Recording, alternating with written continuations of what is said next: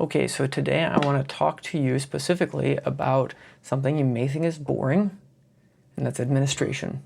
But before you turn it off, I think I've tried to make this in a way where it's going to be visually helpful to you and actually accomplish what Tom Rainer talks about in his book, Autopsy of a Deceased Church. Tom talks about a church that just kind of slowly declines and dies. And part of that is people don't see even what's going on in the congregation. They don't see the slow decline that's happening. And so part of what Tin Flock is designed to do is to help you see that by objective numbers. So let's go ahead and look at the screen here and I'll show you what I'm talking about. So if we go into our dashboard, we log in and we go down here to reports. This is under the oversight tab. We can go ahead and click on reports, or if you wanted to come up here, you can actually type that in, reports. And here's our reports page. The reports page, you have some general numbers up here, right? Here's the church at a glance, and you're able to kind of see some of those numbers. But what I really want you to see is go down to congregational health. This is a very special tool that I think is really helpful to you. Okay, so in congregational health, you're going to find that there are just helpful metrics for how is the church doing? Now, this isn't a magic bullet. This isn't the Holy Spirit. Only you know what's going on in people's hearts and lives. But as a congregation, numbers-wise, how are things going? No, we're not talking about financially here. We're talking about just people at church, your interactions with people. So there's attendance trends, right? What does it look like over the last 12 months is going to be in this module here. And we're able to do it if we just wanted to see what the PM or the AM service. We can turn off the PM service there and just see, okay, what does it look like for AM service? Well, the line's pretty steady. Okay. What about for the evening service? Let's go ahead and put on the evening service. We'll turn off visitors and total members. And the evening service is, oh, this church doesn't have an evening service. Okay, so there's no evening service numbers. So there's the AM service. How do they do with visitors? Let's turn off the PM since they don't have an evening worship. Let's turn on the visitors. What does the visitors number look like? It's pretty low, pretty stable all the time. But what if we turned off the AM? Okay, so it actually shows us they have about one visitor a month showing up for church. And then you have to ask yourself, what's going on in these other months? Well, in February, they had 2 visitors. In August, they had 2 visitors. And in July, they had 2 visitors. So it seems like they get a couple more visitors in the summertime. And so maybe they should ramp up for that. Maybe that's a time in their community that they could do more evangelism or just be ready for more hospitality when visitors come. There's all sorts of information that you can get there and see. But what's it look like, not just the last 12 months, but year over year? So for the last 2 years of attendance, well, in this congregation, you're able to see that their numbers are actually a little bit down, right? So if we go here in 2025, they had 108 people at church. And in 2026 in July, they only had 104, so 4 people less. So maybe a couple individuals, or maybe there was a couple with 2 kids. They got, they went to a different church down the road.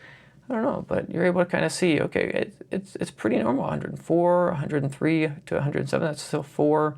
100, 300, so it's still 4, right? Okay, so it's at least 4 all time. Now, what's helpful in our congregation, as I'm able to see, there's in a winter, rural context, like where I minister, we have a big dip that happens starting in about the end of November into December.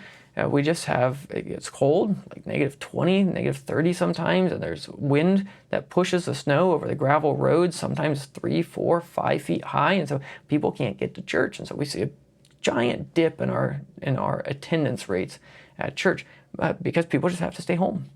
But then, as the spring comes, thaws out, right, the attendance climbs back up. So I have to adjust our ministry according to that and not get concerned when those things happen. It helps give me pastoral context, even for my own soul, to wrestle with these things. So year over year attendance is helpful for a number of different reasons as you wrestle with your own numbers as shepherds. All right, so as elders, how are you visiting the sheep? Well, you can find out more about that in the home visits area over there. Shepherding visits or home visits can be found there. Care activity, how often are people being contacted and ministered to, right? That's something that you can track if you'd like to. Age distribution, right? This is a helpful one in Tin Flock where you're able to see, what does the demographics look like in our congregation? When I first came to Sharon RP Church, the youngest people at the church were 60 years old. Okay, that's a big deal, right? What does that say? That means that we need to do a major shift. There were once children in the congregation. There were once young people in the congregation.